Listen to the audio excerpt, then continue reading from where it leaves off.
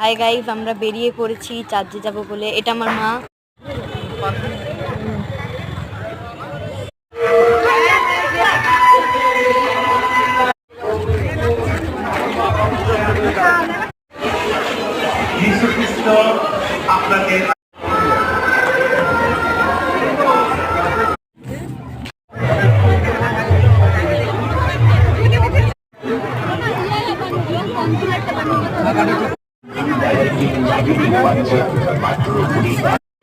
কি করছো? কখন আসছো?